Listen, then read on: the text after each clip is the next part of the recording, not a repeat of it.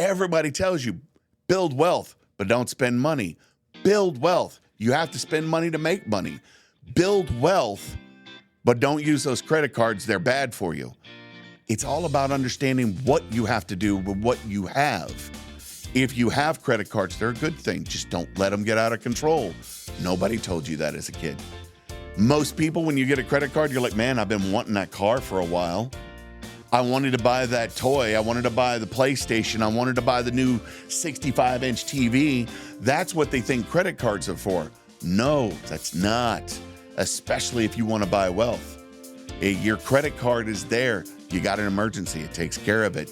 You need to buy something. You're going to be able to pay it off in 6 weeks. That's what you use it for. You use that credit card to continue to be able to leverage your normal money all the time, building up this history of responsibility that most people don't have. Welcome to MSI Wealth Chronicles, where knowledge is the currency of change. Join us as we delve into the art of wealth building, legacy creating, and the power of credit optimization. This is the podcast that rewrites the rules of wealth.